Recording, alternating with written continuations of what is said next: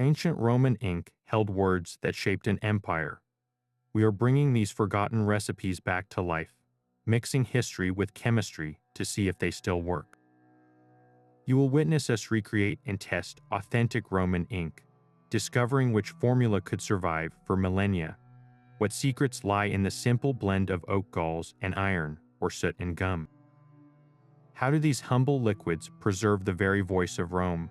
By the end, you will see ancient writing not as faded text, but as a durable technology we can still touch today. We will reveal which ink defied water and time, and which surprising ingredient created the blackest hue. What does the ink a civilization uses tell you about its priorities? Roman ink was more than just a tool, it was the lifeblood of bureaucracy and literature. To understand its true power, we had to go back to the source, to the original words of the Romans themselves. Our journey began not in a lab, but in ancient texts. We turned to the great encyclopedist Pliny the Elder, who described ink made from the soot of burned resin or pitch. We consulted the architect Vitruvius, who wrote of carbon black collected from furnace chambers. These are our primary sources, the closest we can get to a direct conversation with a Roman ink maker. Yet these conversations are often frustratingly brief. The recipes are like cryptic clues. A Roman text might simply say to use oak galls without specifying their type or maturity. It might instruct to add gum, but not tell us which tree it came from or how much to use. Precise measurements were almost never given.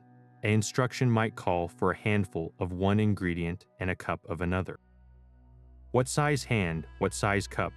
These were recipes passed down through practice, not written with a future chemist in mind. The terminology itself is a minefield. When an ancient author says vitriol, they could be referring to several different sulfate minerals, each with a slightly different chemical composition. Our first major challenge was simply translating these vague, poetic instructions into a precise, repeatable laboratory procedure. We had to become detectives, cross-referencing multiple sources and filling in the gaps with archaeological evidence and a bit of educated guesswork. This process of interpretation is where the real mystery lies. How you rebuild a technology when its instruction manual is written in riddles. Armed with these cryptic recipes, our next step was to assemble a truly ancient shopping list. The Romans primarily relied on two distinct types of ink, each with its own personality and purpose. The first was a simple, soot-based ink they called atramentum. This was the everyday workhorse, made from the fine black powder of lampblack, collected from the smoky flames of oil lamps or from burning resin. To turn this powder into a usable ink, they needed a binder, and for that they used gum arabic, a sticky sap harvested from acacia trees. Mixed with a little water or even wine, these humble ingredients created a reliable, carbon-rich fluid that flowed smoothly from a reed pen. It was the ink of accounting, of lists, of quick note. But for documents intended to last, the Romans turned to something more alchemical, iron-gall ink. This recipe reads like a potion from an apothecary's shop. It starts with oak galls, those strange bulbous growths that form on oak trees when a wasp lays its eggs. The tree, in its defense, swells with tannic acid, creating a hard, round gall. These were crushed and soaked in water, often rainwater, to create a potent, brownish tannin bath. The second key ingredient was green vitriol, or iron sulfate, a crystalline salt that could form naturally as an efflorescence on rocks or in mines. When you mix the tannin solution with the dissolved iron salt, a remarkable reaction occurs. The liquid, pale at first, slowly deepens to a purplish black, a permanent stain born from the marriage of oak and iron. Beyond these core components, our historical shopping list included some surprising extras. The Romans sometimes added cuttlefish ink or sepia directly from the sea creature's sac for a rich, dark brown hue. They might use pomegranate rind for its extra tannins, or even ox gall, a bile from animal livers, to help the ink flow more evenly on the sometimes resistant surface of papyrus. Each ingredient was sourced from the world around them, from the forest to the mine to the sea. This was not a sterile laboratory creation, but a tangible product of the Roman landscape, a liquid distilled from their very environment. To hold a bottle of this recreated ink, is to hold a small piece of that world. Our first recreation began with the most straightforward of Roman recipes, carbon black ink. The process itself is almost meditative.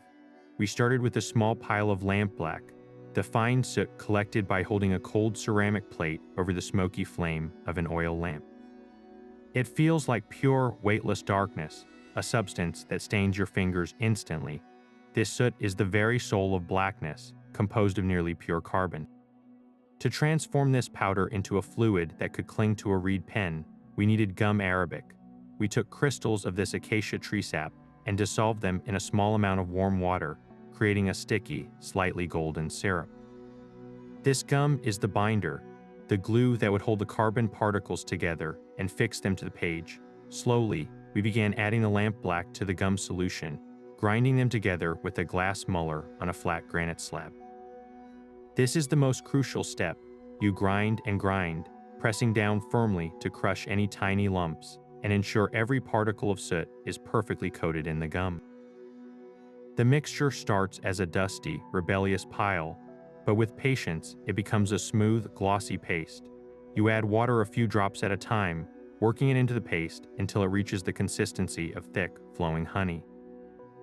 This is what the Romans would have called the correct body, an ink that would not bleed uncontrollably on papyrus, yet would not clog the nib of a pen.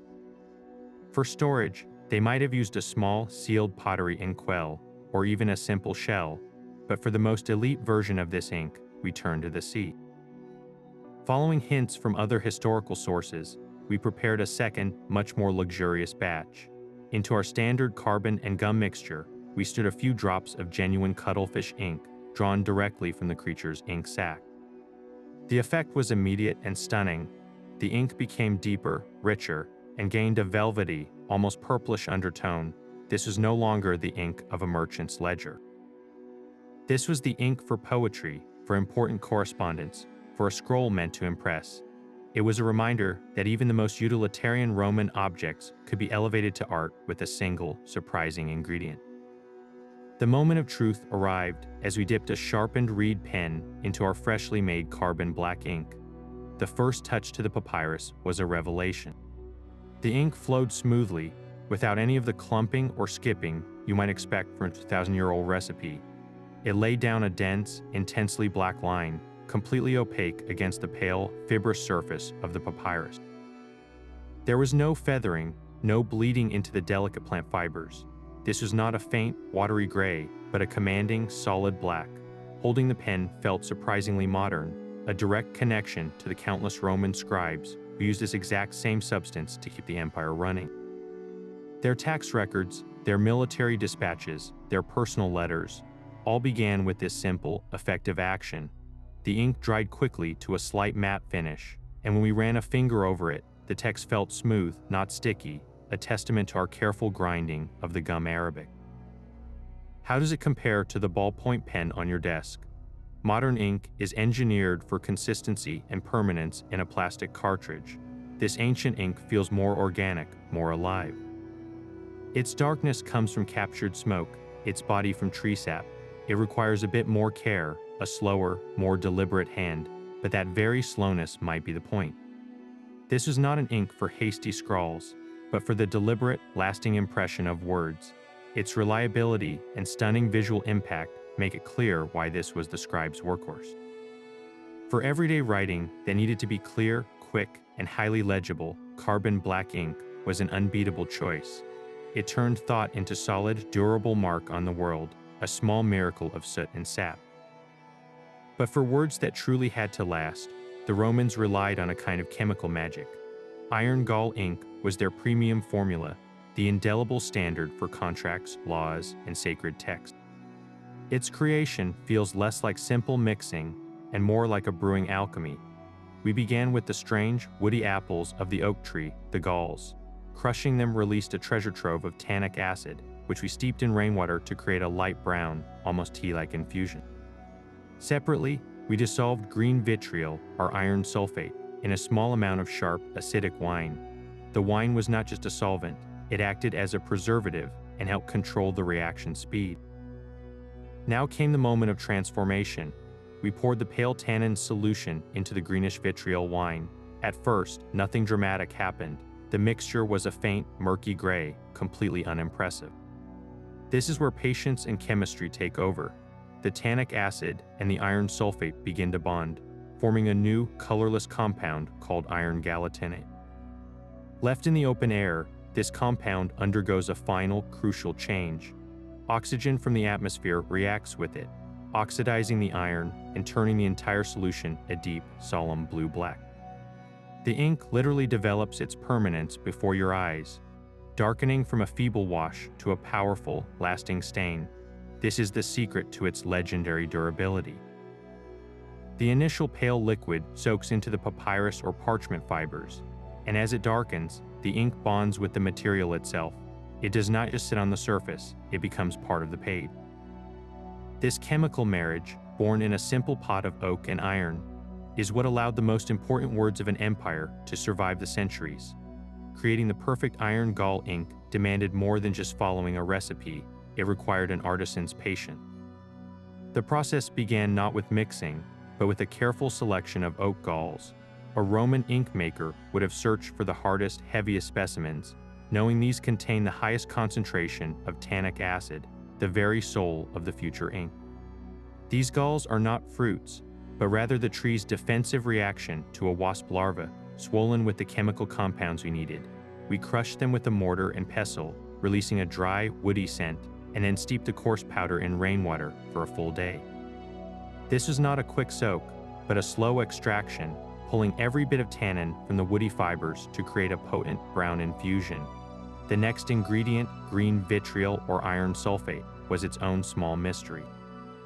We sourced crystals that had formed naturally, the way a Roman might have collected them from a damp mine wall or purchased them from an apothecary. Dissolving these pale green crystals in sharp wine created a separate, acidic solution. Now came the moment of marriage. We combined the pale tannin tea with the greenish iron wine, and the waiting truly began.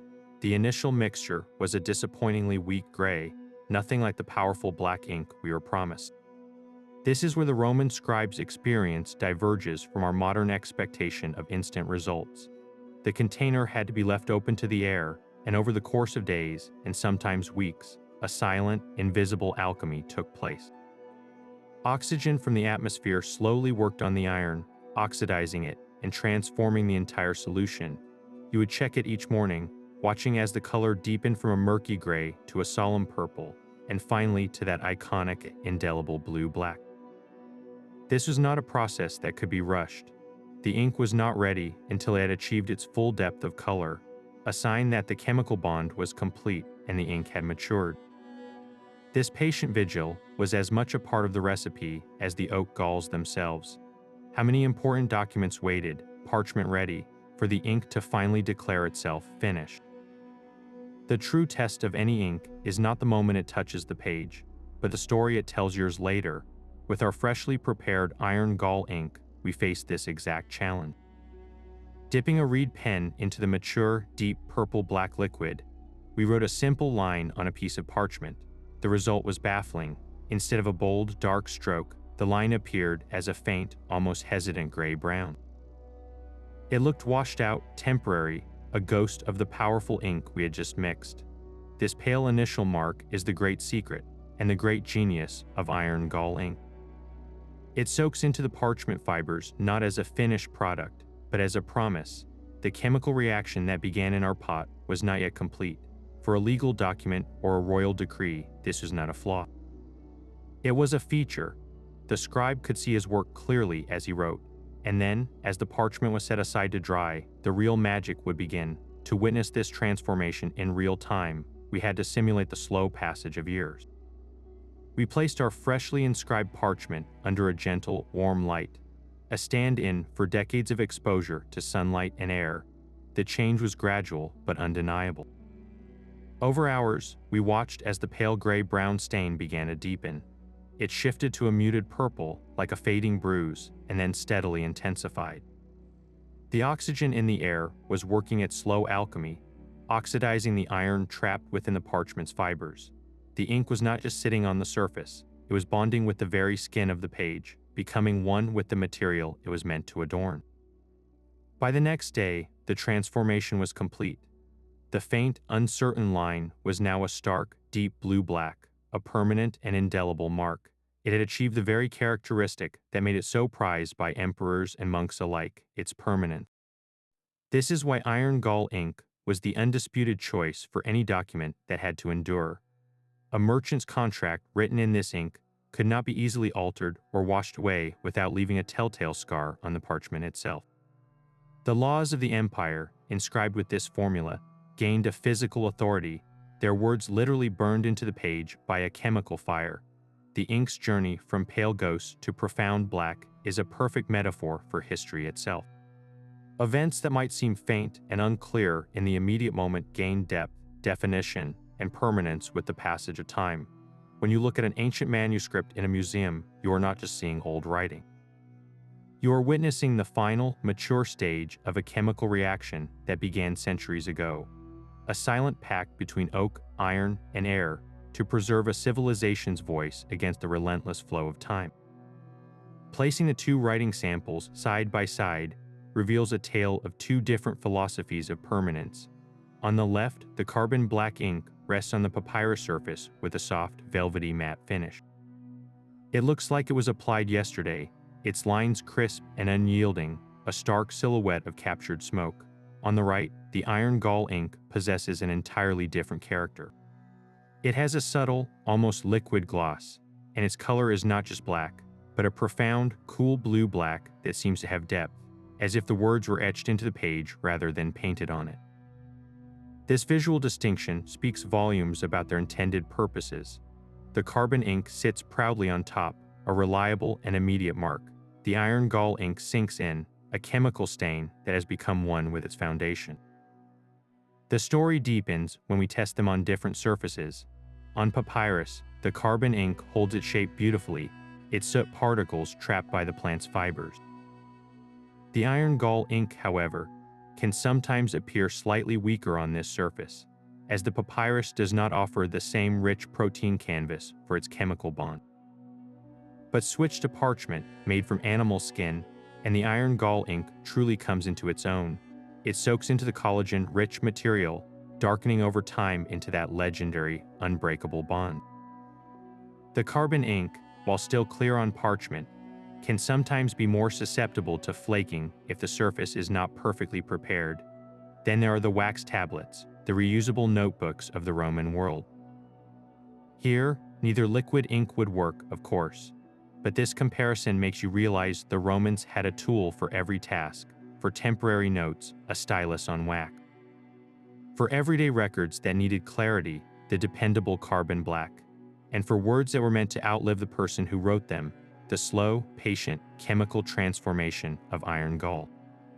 Seeing them side by side is not about declaring a winner, but about understanding a choice. One ink was for the business of the present, the other was a message to the future.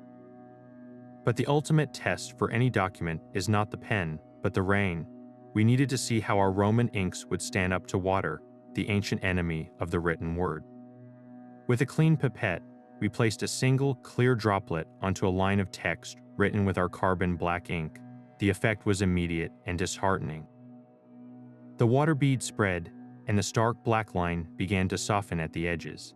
A faint, grayish halo appeared around the droplet as the gum Arabic binder loosened its grip, allowing tiny particles of soot to float free. Gently blotting the water away left a visible smudge, a ghost of the original letter. The ink had not washed away completely, but its perfect clarity was compromised. It was a reminder that for all its everyday reliability, a sudden downpour could blur a merchant's tally or a soldier's message. Then we turned to the iron-gall sample. Placing an identical water droplet on its deep blue-black line felt more tense. The water pooled on the surface, but for a long moment, nothing happened.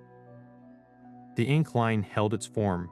This is where its chemical marriage to the parchment showed its strength, because the ink is not a layer of pigment on top, but a stain bonded within the fibers themselves. The water could not simply lift it away. Blotting the water left the text slightly damp, but fundamentally intact.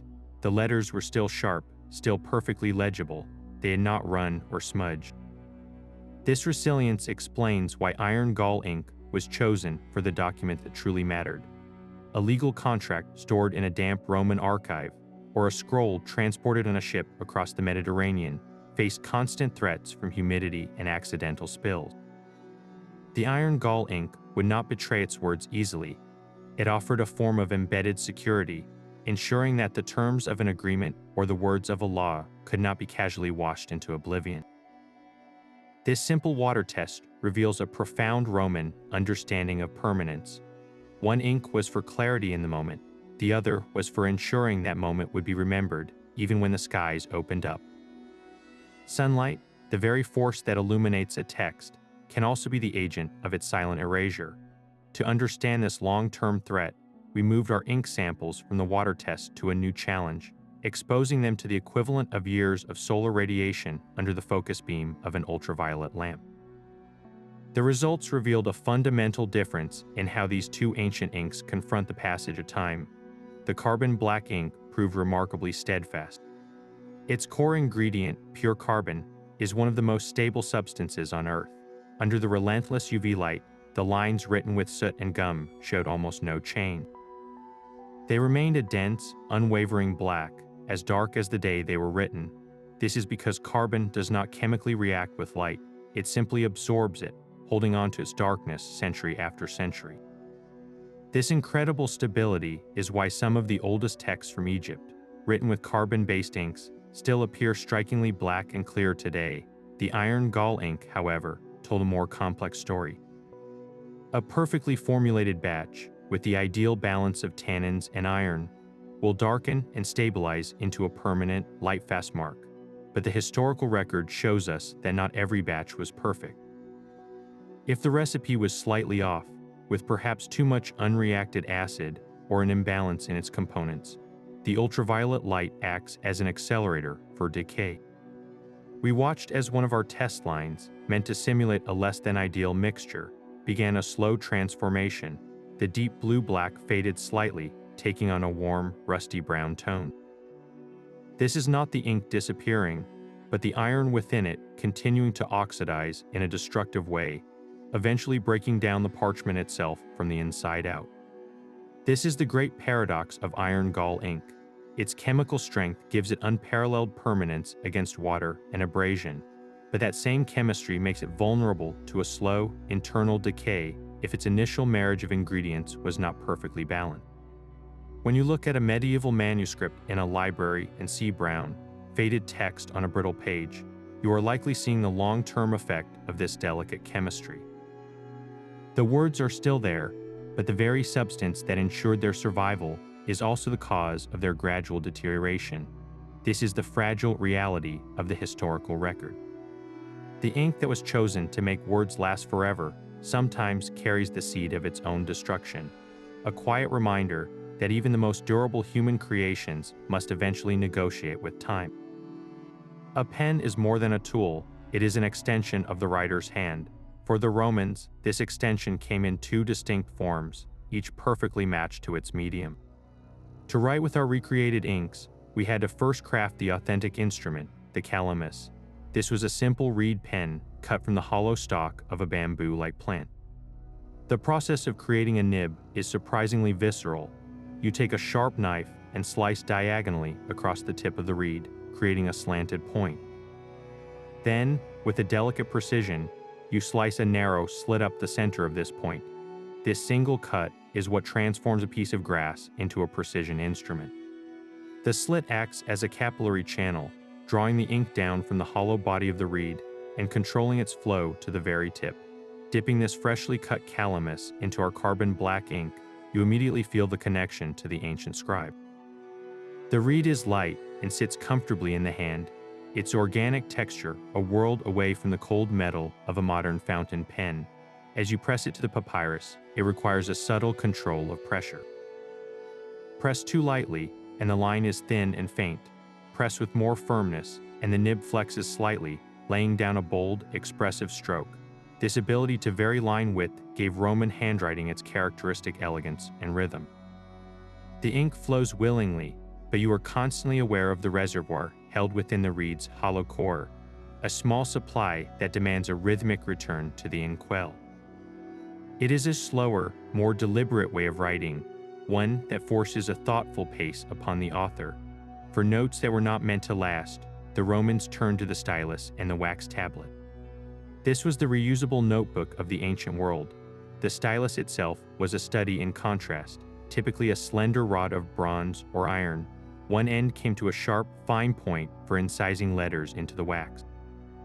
The other end was flattened into a small, smooth paddle. Writing with the stylus is a tactile experience of sound and feel.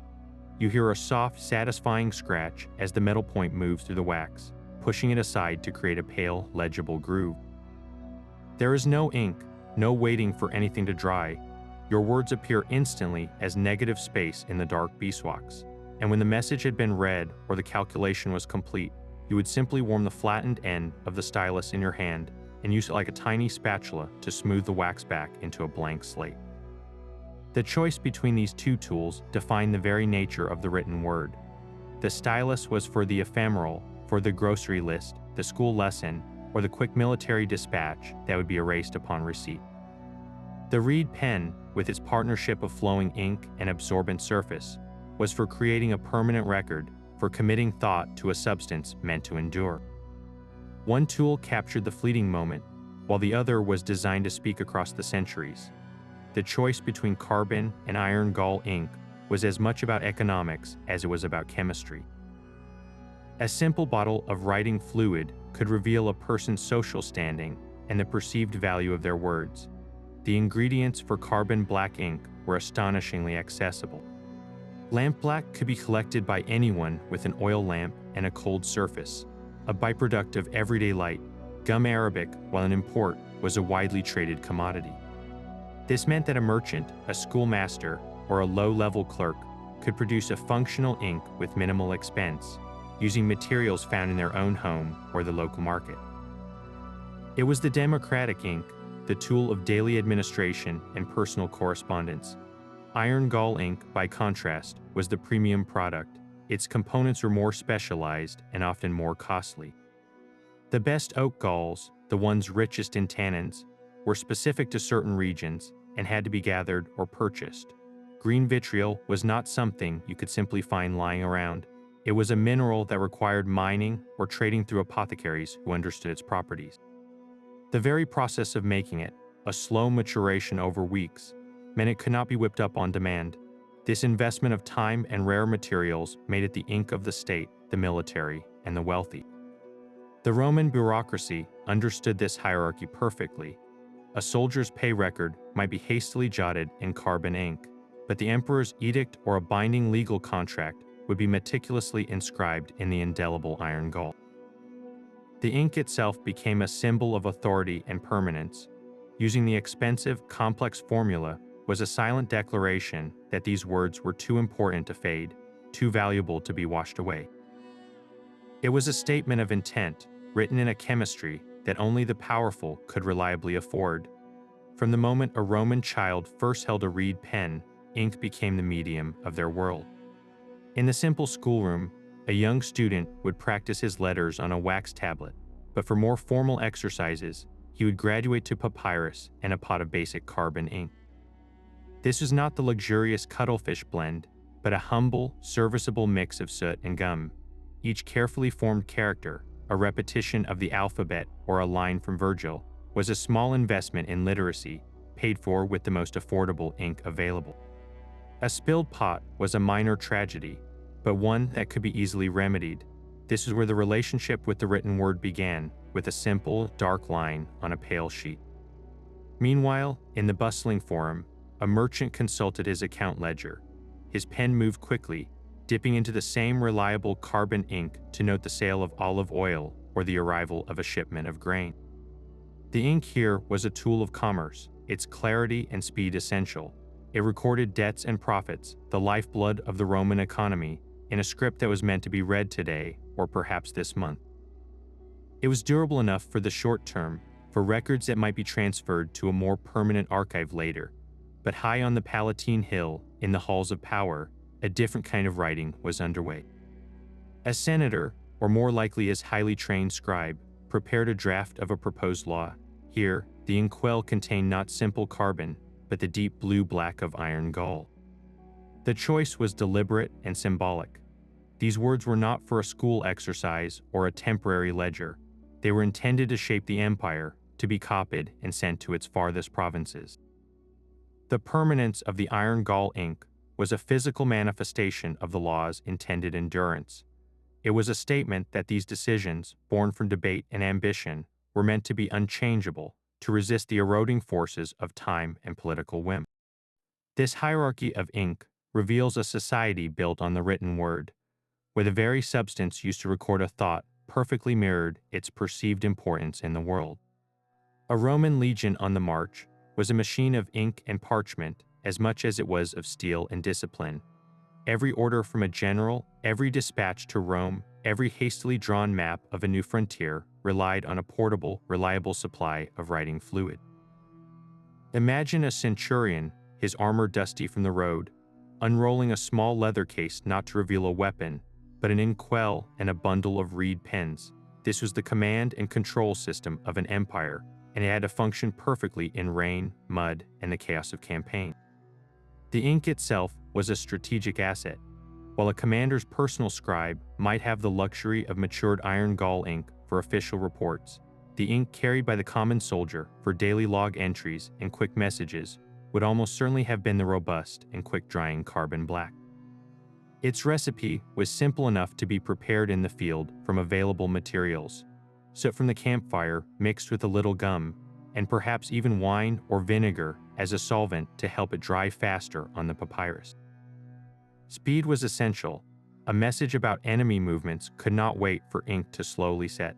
It had to be legible the moment the scribe's hand moved to the next word. Durability was also critical. A scroll carrying vital intelligence might be strapped to a rider galloping through a downpour, or stored in a leather satchel swinging from a saddle. The ink had to resist smudging and running. It had to survive the brutal realities of travel. This practical need for a tough, all-weather writing fluid likely pushed military ink makers to refine their recipes, perhaps adding a bit more gum for a stronger bond, or using a finer grind of soot to prevent clogs in the pen during a bumpy cart ride. But what about the most sensitive communications, the orders that could not fall into enemy hands? Some historians point to intriguing clues that the Romans may have experimented with primitive forms of invisible ink. One method described involves using the natural milky sap of a plant like euphorbia.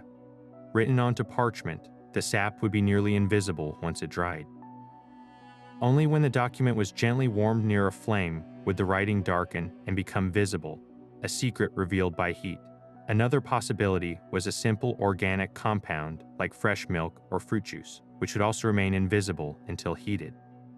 The recipient of the message, knowing the system, would hold the seemingly blank parchment over a lamp and watch as the general's true instructions materialize from the empty page. This was a level of operational security that feels remarkably modern, a testament to the Roman understanding that information was a weapon, and the ink that carried it was part of their arsenal. In the sprawling camps that dotted the empire's edges, the scratch of a reed pen was as vital a sound as the clash of a gladius on a training post. These ancient inks did not vanish without a trace.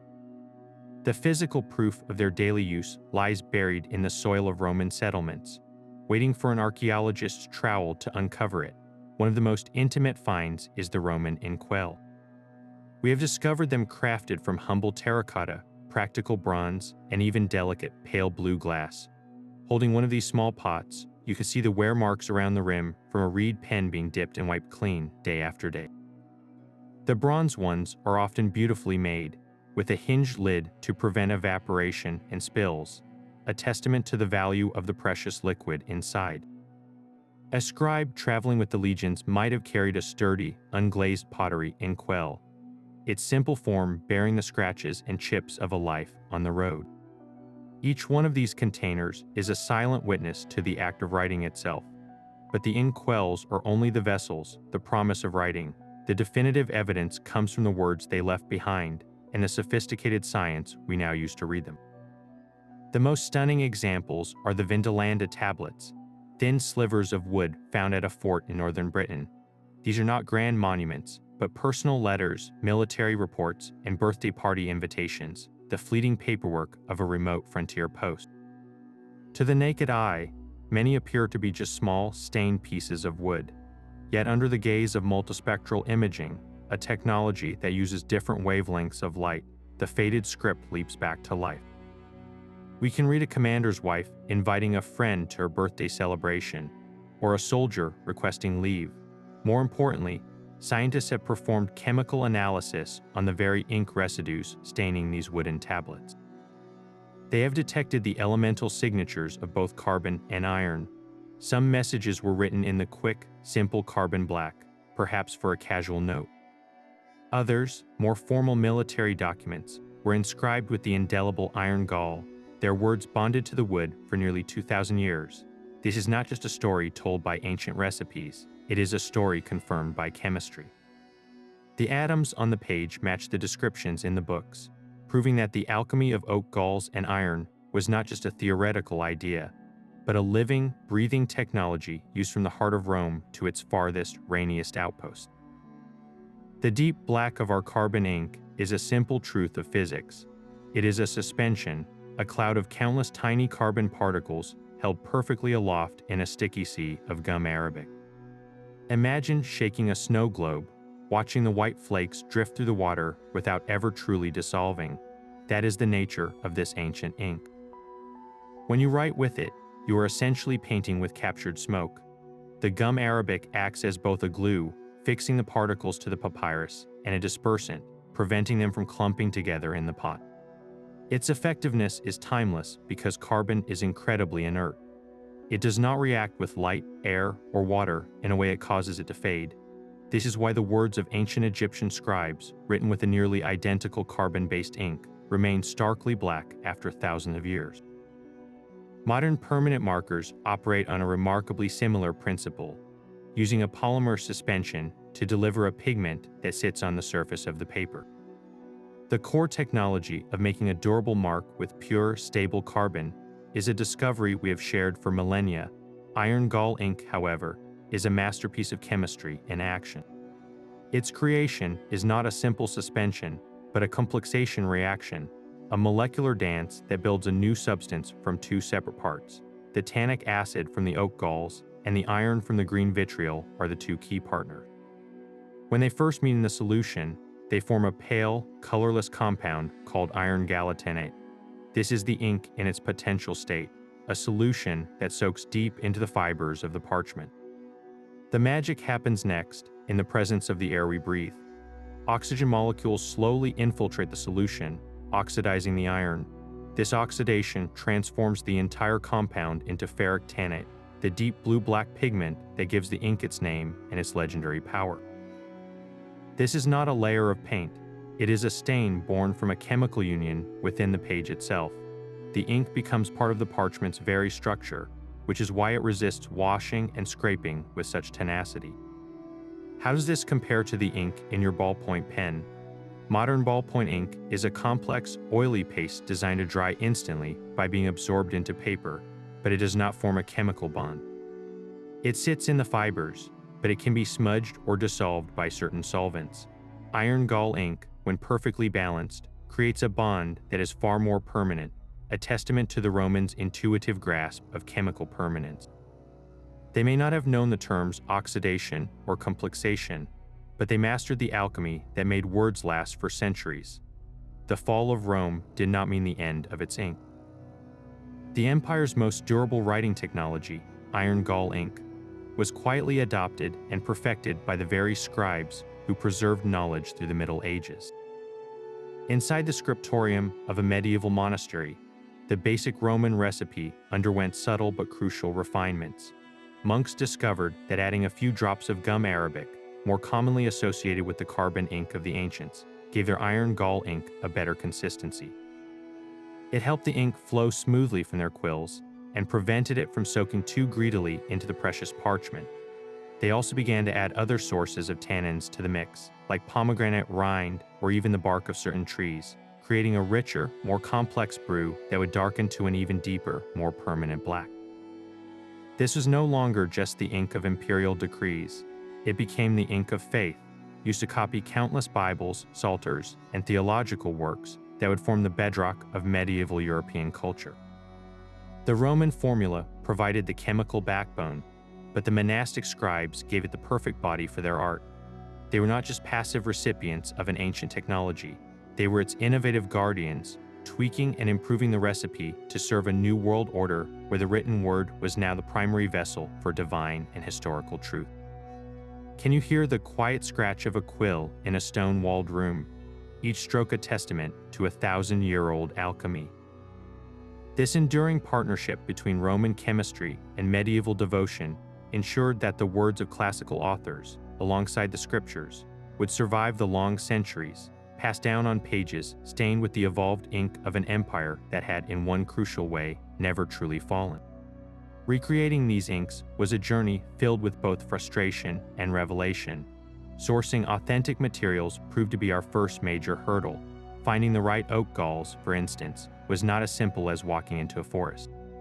A Roman recipe would call for them, but which specific wasp species created the most potent gall, and from which type of oak tree, we needed the Aleppo gall, produced by a tiny wasp on a specific oak, prized for its exceptionally high tannin content. Tracking down a supplier felt less like shopping and more like a botanical treasure hunt. Then there was the green vitriol. Modern chemical suppliers sell pristine iron sulfate, but we sought a more historically accurate version, a raw, naturally occurring crystal that might have been dug from mine wall. The substance we finally obtained was a world away from a laboratory chemical, a pale, greenish rock that felt ancient and earthy in our hands. The real challenge, however, lay in the recipes themselves. A Roman text might instruct us to add a handful of galls and a cup of vitriol, but whose hand and what cup, these were not precise measurements. They were instructions from a master to an apprentice who already knew the craft. We had to cross-reference multiple sources, making educated guesses about ratios, and waiting weeks for a batch to mature, only to find it was too pale or too acidic. This was a process of trial and error, a slow, patient dialogue with the past. The biggest surprise came not from a failure, but from a success. When we first mixed our iron-gall ink, we expected a straightforward black. Instead, as it matured, it developed a complex, almost living color.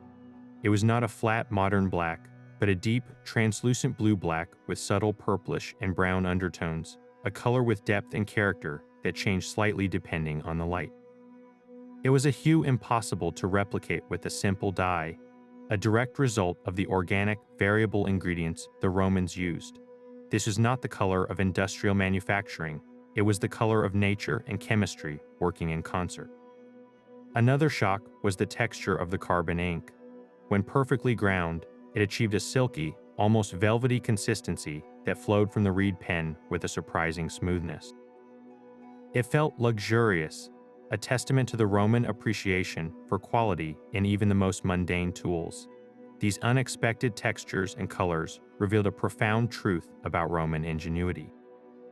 They were not just making ink, they were mastering their environment, turning tree growths and minerals into a sophisticated technology. Their resourcefulness was born from necessity, but it resulted in a product of subtle beauty and remarkable durability, a liquid that was as much an art as it was a science. The permanence of Roman ink was not confined to the scribe's scroll.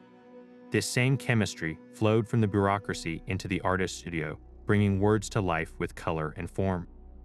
We often picture Roman frescoes in vibrant mineral hues, but before any pigment was applied, the master artist would often lay down the initial design with ink. Using a reed pen or a fine brush, they would sketch the entire composition onto the fresh, damp plaster with a dilute carbon black ink. These underdrawings were the architectural blueprint for the masterpiece to come, guiding the placement of gods, heroes, and intricate borders. The ink lines had to be bold enough to see, yet fluid enough not to disrupt the smooth surface of the wall. To test this ourselves, we prepared a small section of Roman-style lime plaster and dipped a brush into our carbon ink. The line flowed onto the damp, alkaline surface with a surprising ease, sinking in just enough to hold its shape without bleeding into a fuzzy smudge. It created a crisp, confident guideline, a testament to the ink's versatility beyond the papyrus page, but the artist's palette did not end with simple black. For illuminated manuscripts and more detailed decorative work, inks were also used to add color directly. We ground madder root to create a rich red ink and woad leaves for a subdued blue, binding them with the same trusted gum arabic. Applying these to parchment, we watched as the colors settled into the fibers, not with the opaque cover of a modern acrylic, but with a translucent, luminous quality that gave the pages a unique depth. The true test came when we combined these colored inks with the traditional fresco technique. A line of our madder red ink, painted onto wet plaster, underwent a fascinating transformation. As the plaster dried and carbonated, the pigment was not just sitting on the surface. It was being chemically locked into a crystalline matrix of calcium carbonate. The line became part of the wall itself, as durable as the plaster, and destined to last as long as the building stood. This expanded the utility of ink from a tool of record keeping to a fundamental component of beauty in daily life. From the bold black outlines of a villa's mural to the delicate red capitals highlighting a poem, ink was the silent partner to Roman artistry, proving that the same substance used to record a tax could also give form to a goddess. The dark beauty of Roman ink conceals a more dangerous truth. While our carbon black and iron-gall recipes were relatively safe, other Roman formulations ventured into perilous territory. Some surviving recipes call for the addition of minerals like lead or copper to alter the ink's color or drying properties. A scribe seeking a richer, glossier black might have ground up a piece of lead sulfide, known as galena, and mixed it into his pot. Another might have used copper salts to achieve a unique greenish hue for decorative lettering. Day after day, these scribes would have dipped their reed pens, sometimes even touching the tip to their lips to achieve a fine point, unknowingly introducing trace amounts of toxic metals into their bodies. The long-term health effects would have been insidious and slow. Chronic lead exposure can lead to neurological damage, abdominal pain, and anemia, while copper toxicity affects the liver and kidneys. We have no surviving Roman texts that discuss these symptoms in the context of scribes, but the physical evidence from the bones of other Roman artisans shows elevated levels of such metals. The Romans had no concept of material safety data sheets. Their understanding of toxicity was often based on immediate, obvious effects, not the slow, cumulative poisoning from daily, low-level exposure. In our modern recreation, the contrast was stark. We handled our green vitriol and oak galls with nitrile gloves and safety goggles, working under a fume hood to avoid inhaling any fine powders.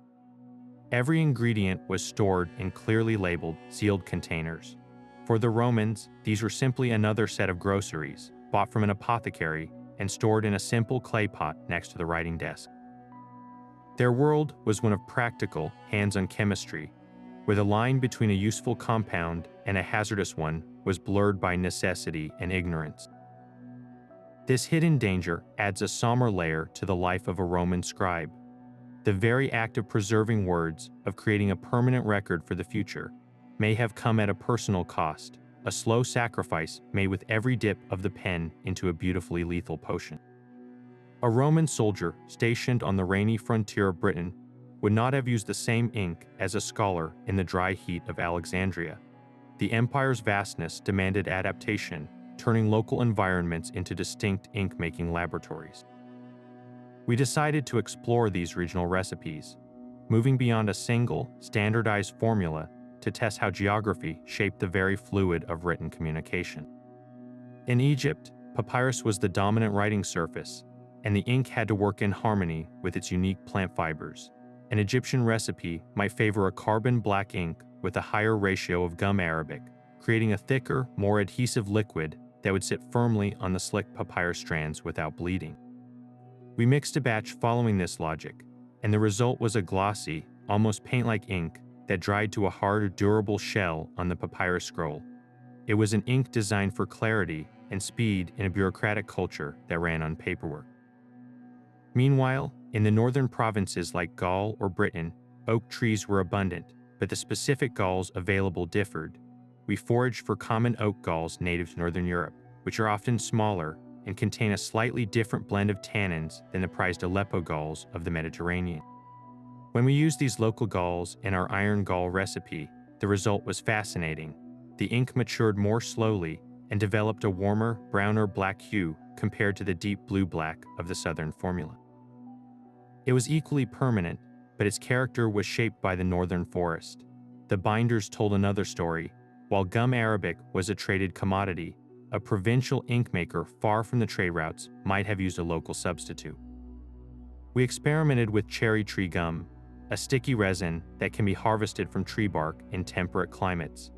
This binder produced an ink with a slightly thinner body and a more matte finish, a perfectly serviceable, homegrown solution for a garrison's record keeping. Testing these regional variations side by side revealed a decentralized ingenuity. The Roman Empire did not impose a single ink recipe, it provided a chemical framework, the reaction between tannin and iron, the suspension of carbon in gum, that was then filled in with the colors and textures of the local landscape. The ink in a Briton's inkwell was, in a very real sense, a potion brewed from his own surroundings. This adaptability was a hidden strength, allowing the technology of writing to take root and flourish from the deserts of Africa to the misty highlands of Scotland, proving that the voice of Rome could speak in 1,000 local accents. The faded words on an ancient manuscript are not always a final farewell. Modern technology now offers a second chance, peering through the veil of time to recover texts once thought erased forever. One of the most powerful tools is multispectral imaging. This technique does not use a single light, but instead captures a series of images under different wavelengths of light, from ultraviolet to infrared. What appears as a blank or stained piece of parchment to our eyes can reveal hidden writing under these specific light frequencies. The ink, even if faded to near invisibility, often absorbs or reflects this light differently than the parchment itself.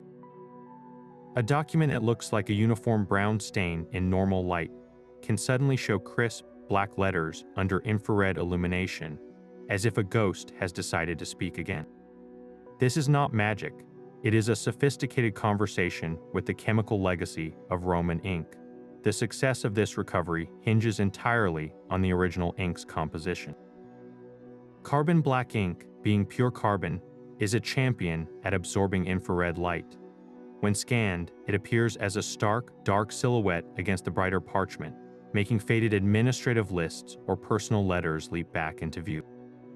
Iron-gall ink, with its metallic iron component, interacts with light in its own distinct way, often revealing itself most clearly under different spectral bands. This chemical understanding turns scientists into textual detectives. They can analyze the spectral signature of a faint mark and often determine which type of Roman ink was used, simply by how it talks to the light. This knowledge becomes critically important for the most challenging puzzles, the palimpsests. These were precious parchments that were scraped clean and reused in a time when writing material was scarce. To the naked eye, only the newer, top-layer text is visible, but the original iron-gall ink, having chemically bonded with the parchment, left a permanent stain deep in the collagen fibers. The iron itself remains an invisible tattoo.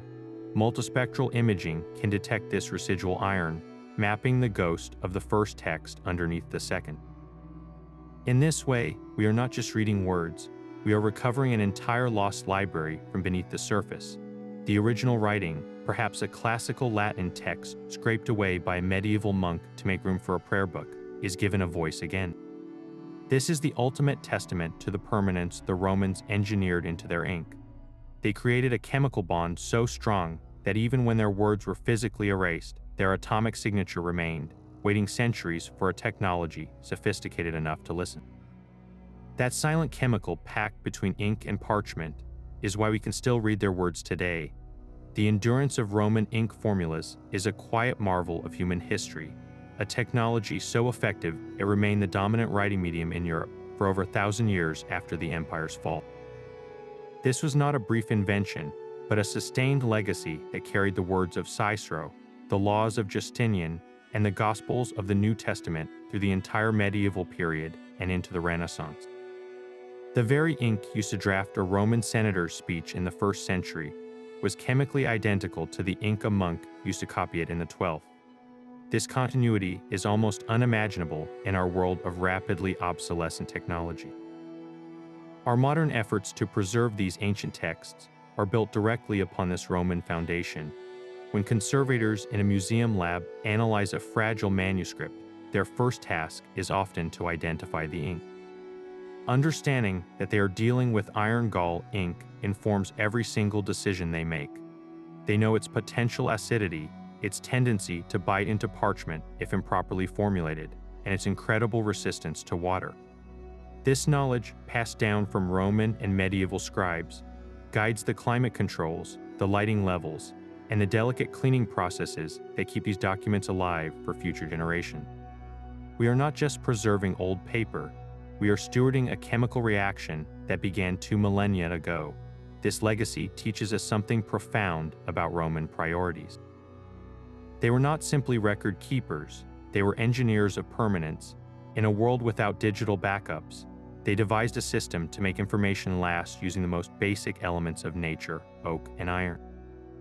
Their investment in this durable technology reveals a civilization deeply confident in its own future, one that fully expected its laws, its literature, and its accounts to be read for centuries to come. The persistence of their ink allowed their voice to echo across the ages, ensuring that the fall of their government did not mean the silence of their civilization. Our journey through Roman ink leaves us with 2 distinct legacies of permanence.